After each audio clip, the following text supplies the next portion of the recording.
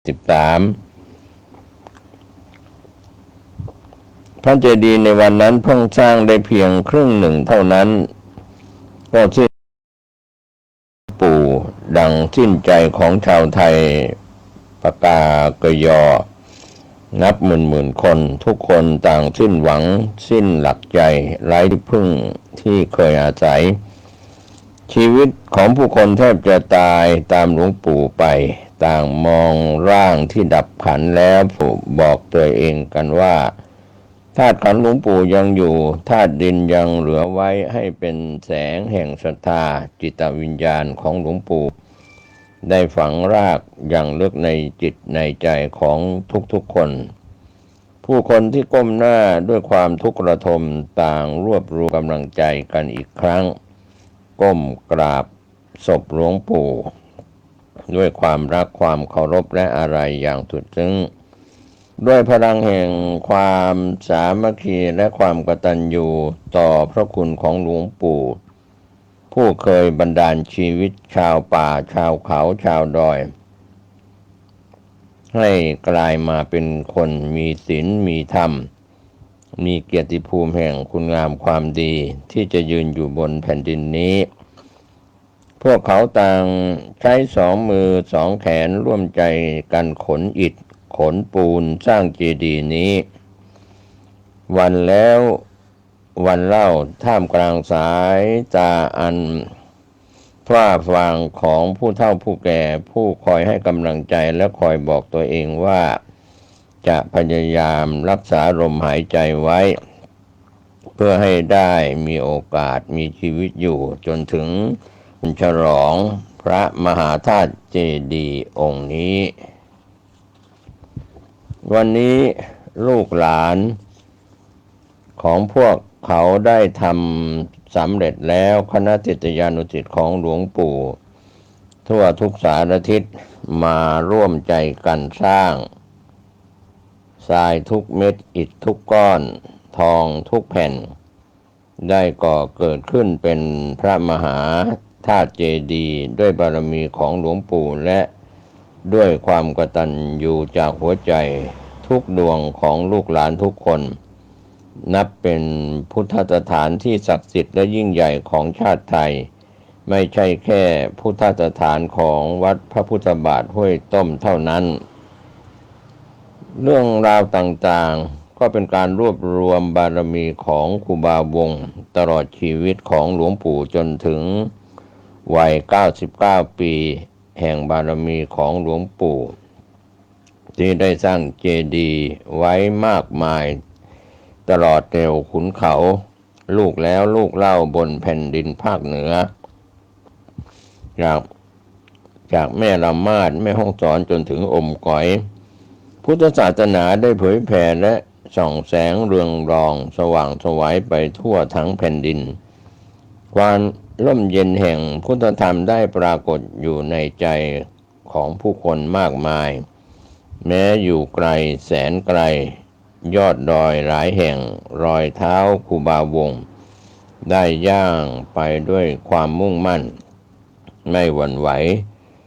หมายมั่นตั้งใจจะสร้างเจดีย์ให้ผู้คนเหล่านั้นได้มีโอกาสกราบไหว้องค์พระสัมมาสัมพุทธเจ้าและเรียนรู้พระธรรมแห่งองค์พระตถาคตแทบไม่น่าเชื่อว่าชีวิตของพระภิกษุรูปหนึ่งผู้มีสมบัติเพียงแค่ผ้า3 ผืนพุทธบุตรแห่งพุทธองค์จะสร้างวัดสร้างเจดีย์ได้มากมายดังที่ปรากฏให้เห็นกับผู้ที่ได้ไปพบเห็นก็เป็นการขอกราบแทบเท้าครูบาอาจารย์ได้เมตตาอโหสิกรรมถ้าการบันทึกนี้ไม่สามารถบันทึกได้ครบสมบูรณ์ดังที่ตั้งหวังไว้ด้วยปัญญาที่ยังไปไม่ถึงแต่ใจกตัญญูรู้คุณและเปี่ยมเต็มร้อยก็ขอน้อมถวายเป็นพุทธบูชาธรรมบูชาสังฆบูชาและอาจาริยบูชานะครับก็เป็นเรื่องราวที่กล่าวถึงหลวงปู่ครูบาชยวงศาก็ได้รับการยอมรับทั่วไปยาวนาน ในการเป็นนักพัฒนาที่สำคัญที่สุดเส้นทางแห่งการพัฒนาของหลวงปู่เป็นเส้นทางลึกซึ้งไปกว่าสายตาคนทั่วไปจะมองเห็นหลวงปู่เดินทางธุดงค์ไปทั่วประเทศด้วยวัดปฏิบัติและคำสั่งสอนของหลวงปู่ทำให้ชาวไทยภูเขาที่พเนจรร่อนเร่ตั้งใจอพยพครอบครัวลูกเล็กเด็กแดงมาตั้งหลักแหล่งอยู่ใกล้ๆกับหลวงปู่หลวงปู่ได้เปลี่ยนคนที่เคยนับถือผีให้กลายเป็นพุทธศาสนิกชนนับถือพุทธอย่างสมบูรณ์หลวงปู่ได้เปลี่ยนแปลงคนที่กินเนื้อสัตว์แทบทุกชนิดมาเป็นคนที่กินมังสวิรัติที่ห้วยต้มในยุคที่หลวงปู่มีชีวิตอยู่เป็นที่ปลอดจากยาเสพติด100%หลวงปู่ให้ชาวเขาชาวดอยที่ด้อยความรู้ที่ไร้ฝีมือให้ช่วยสร้างโบสถ์สร้างศาลาเปลี่ยนแปลงปรับปรุงเสริมสร้างคนที่ไปเยี่ยมเยียนจึงได้เห็นความสวยงามอันน่าอัศจรรย์นั้นจากช่างฝีมือของชาวป่าชาวเขาแต่สิ่งที่คนไปเยี่ยมเยียนไม่ได้เห็นก็คือความรู้เรื่องการเป็นช่างได้เข้าไปอยู่ในตัวของชาวเขาทำให้ชาวเขาเหล่านั้นกลายเป็นช่างฝีมือมีอาชีพเลี้ยงตัวต่อมาหลวงปู่ไม่ได้สร้างเพียงโบสถ์ที่สวยงามแต่หลวงปู่ได้สร้างช่างฝีมือขึ้นมาพร้อมๆกันและในที่สุด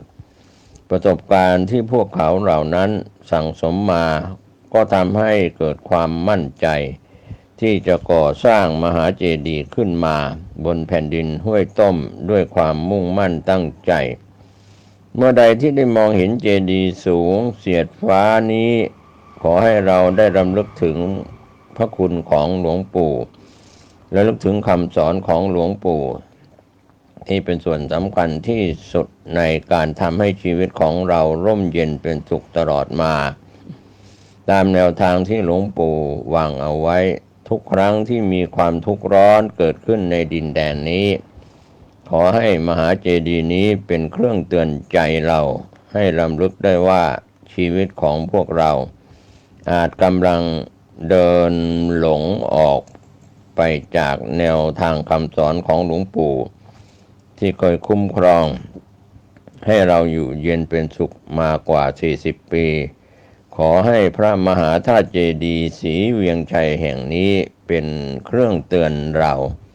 ถึงคุณค่าของชีวิตที่สุขสงบเย็นเป็นเครื่องเตือนเราถึงธรรมที่นำชีวิตเรางดงามเป็นเครื่องเตือนเราให้ระลึกถึงความวิริยะอุตสาหะของหลวงปู่ครูบาชัยวงศาพัฒนาที่ได้ทุ่มเททั้งชีวิตเพื่อพระพุทธศาสนาให้ยังคงดำรงอยู่ต่อไปเพื่อประโยชน์แก่มนุษยชาติตลอดไปชั่วกาลนานก็เป็นส่วนหนึ่งนะครับที่เราได้แสดงมุทิตาในส่วนอาจารยบูชาพระครูบาชัยวงศาประวัติของหลวงปู่พระครูบาชัยวงศาพัฒนาหลวงปู่ครูบาชัยวงศาพัฒนาเกิดวันอังคารที่22 เมษายน พุทธศักราช 2456 ตรงกับแรม2 ค่ำเดือน 7 เหนือปีฉลู ณ ตำบลบ้านก้ออำเภอลี้จังหวัดลำพูนเป็นบุตรของนายน้อยและนางบ่อแก้วจันทะมีพี่2 คนน้อง6 คนรวมทั้งหลวงปู่เป็น9 คนดังนี้ 1. เด็กหญิงคำเอื้อย 2. เด็กชายก่องคำ 3. เด็กชายวงหลวงปู่ครูบาชัยวงศาพัฒนา 4. เด็กชายคำตั้ว 5. เด็กหญิงบัวผัน 6. เด็กหญิงบัวใหญ่ 7. เด็กหญิงเฮือนมูล 8. เด็กชายอินปัน 9. เด็กชายหมอกเคยอุปสมบทกับหลวงปู่ในวัย เด็กวัยเยาว์หลวงปู่เกิดในตระกูลชาวไร่ชาวนาที่ยากจนพ่อแม่ของท่านมีสมบัติติดตัวมาแค่นา3-4 ไร่ควาย2-3 ตัวทำนาได้ข้าวปีละ20-30 หาบไม่พอกินเพราะต้องแบ่งไว้ทำพันธุ์ส่วนหนึ่งอีกส่วนหนึ่งเอาไว้ใส่บาตรทำบุญบูชาพระส่วนที่เหลือจึงจะเก็บไว้กินเองต้องอาศัยขุยไผ่ขุยลวกมาตำเอาเม็ดมาหุงแทนข้าวและอาศัยของในป่ารวมทั้งมันและกอยเพื่อประทังชีวิตบางครั้งต้องอดมื้อกินมื้อแม่ต้องไปขอญาติพี่น้องเขาก็ไม่มีจะกินเหมือนกันแม่ต้องกลับมามือเปล่าพร้อมน้ำตาบนใบหน้ามาถึงเรือนลูกก็ร้องไห้เพราะหิวข้าวแม้ว่าครอบครัวของท่านต้องดิ้นรนต่อสู้กับความอดอยากแต่ก็ไม่ได้ละทิ้งเรื่องการทำบุญให้ทานข้าวที่แบ่งไว้ทำบุญแม่จะแบ่งให้ลูกทุกคนคนละปั้นไปใส่บาตรบูชาพระพุทธเจ้าทุกวันพระชีวิตของหลวงปู่ในสมัยเด็กมีความลำบากยากแค้นมาตลอดหลวงปู่มีนิสัยชอบพึ่งตนเองสิ่งใดที่ทำได้โดยไม่เกินกำลังแล้วจะทำเองทุกอย่างท่านเป็นนักพัฒนานักก่อสร้างและสนใจในทางพระพุทธศาสนามาตั้งแต่เล็กๆท่านเล่าให้ฟังว่าเมื่ออายุประมาณ3 ปีท่านชอบเอาดินมาปั้นแต่งเป็นบ้านปั้นวัวปั้นควายอายุ 4-5 ปีชอบปั้นพระพุทธรูปเอาข้าวเปลือกมาตกแต่งทำพระเนตรแล้วก็กราบไหว้เองอายุ 5-6 ปีพอที่จะช่วยโยมพ่อโยมแม่ทำงานได้ในขณะนั้นโยมพ่อโยมแม่ไปทำนาซึ่งอยู่ห่างไกลจากบ้านระหว่างที่ข้าวออกรวงหลวงปู่ต้องไปไล่นกไม่ให้มากินข้าวที่ทำไว้เวลาไปต้องไปแต่เช้ากว่าจะกลับก็มืดค่ำบางวันก็ได้กินข้าวบางวันก็ไม่ได้กินเที่ยวเสาะหาอาหารตามป่าเขากินพอประทังชีวิตไปวันหนึ่งอายุ 7-12 ปีท่านได้ไปหาบดินซึ่งเป็นขี้ค้างคาวในถ้ำกับโยมพ่อนำมาทำเป็นดินปืนสำหรับทำบ้องไฟทางเหนือเรียกว่าดินไฟวิธีทำโดยการนำดินเหล่านี้ผสมกับขี้เถ้าแล้วเคี่ยวให้เข้ากันเงินที่ได้เอามาซื้อแลกข้าวซึ่งในขณะนั้นราคาประมาณถังละ80 สตางค์นับว่ามีราคาแพงมากสมัยนั้น7-8 วันได้กินข้าวเท่ากำมือหนึ่งก็ดีมากแล้ว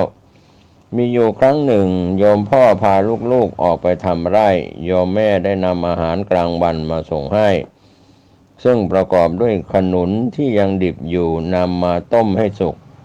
พริกตำห่อด้วยใบตองห่อใหญ่และข้าวห่อเล็กๆห่อหนึ่งโยมพ่อเรียกลูกๆทุกคนมานั่งรวมกันแล้วแบ่งปันอาหารให้กินหลังจากกินอาหารเรียบร้อยแล้วโยมพ่อจึงอบรมสั่งสอนลูกๆว่าตอนนี้พ่อแม่อดลูกทุกคนก็อดแต่ลูกๆทุกคนอย่าท้อแท้ใจค่อยทำบุญไปเรื่อยๆบุญมีภายหน้าก็จะสบายแล้วท่านชี้มือมาที่หลวงปู่และกล่าวว่าลูกเอ๋ยเราทุกข์ขนาดนี้เชียวหนอข้าวจะกินก็ไม่มีต้องกินไปอย่างนี้ค่อยอดค่อยกลั้นไปบุญมีก็ไม่ถึงกับอดตายหรอกทรมานมานานแล้วถึงวันนี้ก็ยังไม่ตายมันจะตายก็ตายไม่ตายก็แล้วไปให้ลูกอดทนไปนะภายหน้าถ้าพ่อยังไม่ตายเสียก่อนก็ดีตายไปแล้วก็ดีบางทีลูกจะได้นั่งขดถวายหงายองค์ตีน คือบวชกินข้าวดีๆอร่อยพ่อนี่จะอยู่ทันเห็นหรือไม่ทันก็ยังไม่รู้หลังจากโยมพ่อได้อบรมสั่งสอนลูกๆได้สักพักหนึ่งต่างก็แยกทางกันไปทำงานในสมัยที่ท่านยังเล็กๆอายุ 3-4 ขวบท่านมีโรคประจำตัวคือโรคลมสันนิบาตลมเบี่ยวลมกังต้องนั่ง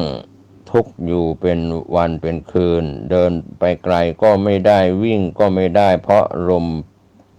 เบี่ยวแต่คิวกินขากินน่องเดินเร็วๆก็ไม่ได้ต้องค่อยไปค่อยยั้งเวลาอยู่บ้านต้องคอยเลี้ยงน้องตักน้ำติดไฟไว้คอยพ่อแม่ที่เข้าไปในป่าหาอาหารในช่วงที่ท่านมีอายุ 5-10 ขวบท่านต้องเป็นหลักในบรรดาพี่น้องทั้งหมดที่ต้องช่วยงานพ่อแม่มากที่สุดเวลาพ่อแม่ไปไร่ไปนาก็ไปด้วยเวลาพ่อแม่ไปหากลอยขุดมันหาลูกไม้ในป่าท่านก็ไปช่วยขุดช่วยหาบกลับบ้านบางครั้งพ่อแม่หลงทางเพราะไปหากลอยตามเนินดอยเนินเขากว่าจะหากลอยได้เต็มหาบก็ดึกหากลับพ่อแม่จำทางไม่ได้ท่านก็ช่วยพาพ่อแม่กลับบ้านจนได้ครั้นถึงหน้าฝนพ่อแม่ออกไปทำนาท่านก็ติดตามไปช่วยทุกอย่างพ่อปั้นคันนาท่านก็ช่วยพ่อไถนาท่านก็คอยจูงควายให้พ่อเวลาแม่ปลูกข้าวก็ช่วยแม่ปลูกจนเสร็จจากหน้าทำนาท่านก็จะเผาไม้ในไร่เอาขี้เถ้าไปขุดดินในถ้ำผสมทำดินไปทำเป็นดินปืนไปขายได้เงินซื้อข้าวและเกลือบางครั้งก็ไปอยู่กับลุงน้อยเดชะรับจ้างเลี้ยงควายบางปีก็ได้ค่าแรงเป็นข้าว 2-3 หาบบางปีก็เพียงแต่ขอกินข้าวกับลุงพอตุนท้องตุนไส้ไปวันๆพอถึงเวลาข้าวออกรวงนกเขาจะลงกินข้าวในนาท่านก็จะขอพ่อแม่ไปเฝ้าข้าวในนาตั้งแต่เช้ามืดกว่าจะกลับก็ตะวันรับฟ้าไปแล้วความกตัญญูนี้หลวงปู่มีความกตัญญูมาแต่เด็กท่านช่วยพ่อแม่ทำงานต่างๆทุกอย่างเท่าที่ทำได้ตั้งแต่อายุได้ประมาณ5 ขวบท่านก็ช่วยพ่อแม่เฝ้านาเลี้ยงน้องตลอดจนช่วยงานทุกอย่างของพ่อแม่เมื่อเวลาที่พ่อแม่หาอาหารไม่ได้ท่านก็จะไปรับจ้างชาวบ้านแถบบ้านก็ทำความสะอาดหรือช่วยเฝ้าไร่นาเพื่อแลกกับข้าวปลาอาหารมาให้พ่อและแม่น้องๆได้กินในบางครั้งอาหารที่หาหรือที่พ่อแม่จัดหาให้ไม่เพียงพอกับคนในครอบครัวโดยความที่ท่านมีนิสัยเสียสละและไม่ต้องการให้พ่อแม่ต้องเจียดอาหารของท่านทั้งสองซึ่งมีน้อยอยู่แล้วออกมาให้ท่านอีกท่านจึงได้บอกว่ากินมาแล้วเพื่อให้พ่อแม่สบายใจแต่พอรับตาผู้อื่นหรือเมื่อผู้อื่นในบ้านหลับกันหมดแล้วท่านก็จะหลบไปดื่มน้ำหรือบางครั้งจะหลบไปหาใบไม้ที่พอจะกินได้มาเคี้ยวกินเพื่อประทังความหิวที่เกิดขึ้นซึ่งเรื่องนี้ได้รับฟังมาจากน้องชายของท่านว่าหลวงพ่อเติบโตขึ้นมาโดยพ่อแม่เลี้ยงข้าวท่านไม่ถึง10 ถังแต่ท่านในสมัยเป็นเด็กกลับหาเลี้ยงพ่อแม่มากกว่าที่พ่อแม่หาเลี้ยงท่านปกติท่านมักจะหาเวลาว่างไปทำบุญช่วยเหลือการงานที่วัดก็จอกซึ่งอยู่ใกล้บ้านเสมอครั้งหนึ่งท่านได้ชวนผู้เฒ่าคนหนึ่งซึ่งโดยปกติไม่ชอบไปวัดทำบุญแต่ชอบไปยิงนกตกปลาเป็นประจ และมักจะมีข้ออ้างเสมอเมื่อถูกชวนไปวัดคราวนี้แกก็ปฏิเสธเช่นเคยโดยอ้างว่าเท้าเจ็บไปไหนไม่ได้ท่านอยากจะลองดูซิว่าเท้าแกเจ็บจริงหรือไม่เมื่อท่านเดินออกไปได้สักระยะหนึ่งก็ทำเสียงอีเก้งร้องเมื่อร้องครั้งแรกผู้เฒ่าคนนั้นก็ยกหัวขึ้นมาดูขณะนั้นนอนทำเป็นป่วยอยู่หันซ้ายหันขวามองตามเสียงอีเก้งร้องเมื่อแกได้ยินเสียงร้องครั้งที่สองก็ลุกนั่งมีอาการอยากจะออกไปยิงอีเก้งพอได้ยินเสียงร้องครั้งที่สามผู้เฒ่าทนไม่ไหวลุกขึ้นไปหยิบเอาปืนจะออกไปยิงอีเก้งตัวนี้เสียทันทีทันใดจนท่านได้เห็นแล้วต้องรีบวิ่งหนีเพราะกลัวจะโดนลูกหลงท่านอายุได้ประมาณ10 ขวบท่านต้องออกไปเฝ้านาข้าวเพื่อคอยไล่นกที่จะมากินข้าวในนาท่านต้องออกจากบ้านตั้งแต่ตี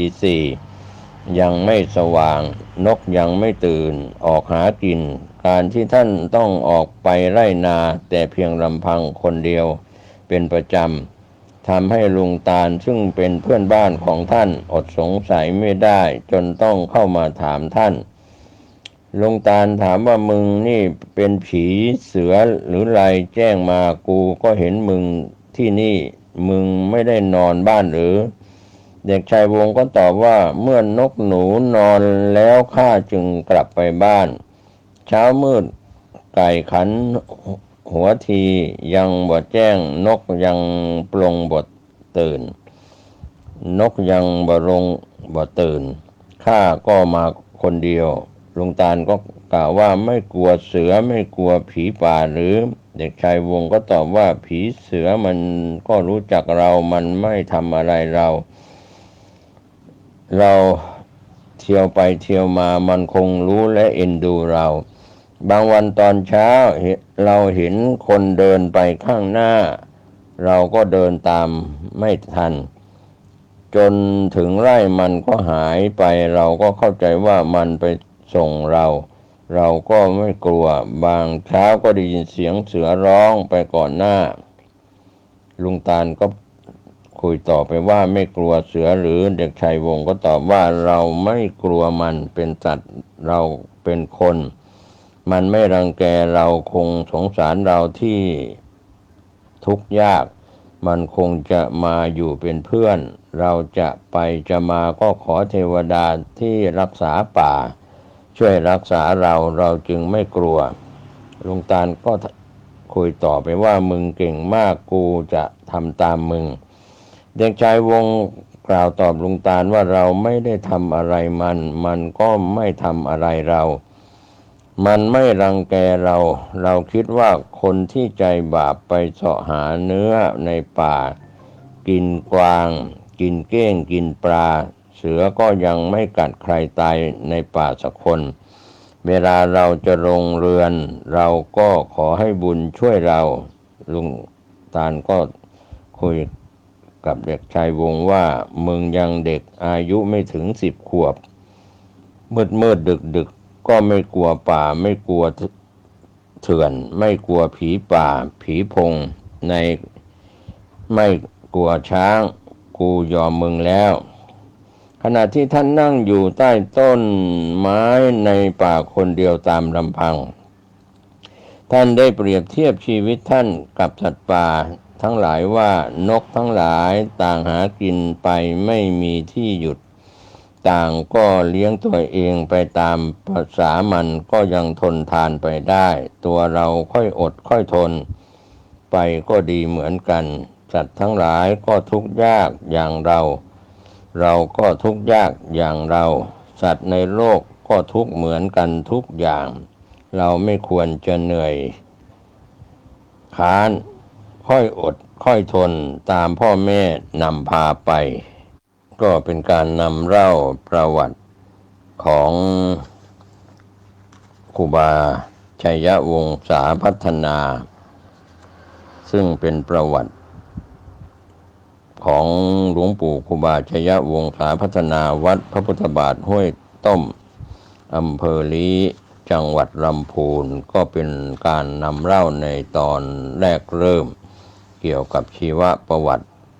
บารมีของท่านอยู่ถึง99ปีจึงได้มรณภาพก็เป็นส่วนหนึ่งนะครับถ่ายทอดเอกสารเป็นเสียงผมเกษตรเพชรสมิทธิ์เพื่อร่วมสร้างบุญบารมีในการนำเล่าประวัติของหลวงปู่ครูบาชยวงศาพัฒนาวัดพระพุทธบาทห้วยต้มอำเภอลี้จังหวัดลำพูนวันนี้พอสมควรแก่เวลาติดตามศึกษาได้ในคราวหน้าสวัสดีครับ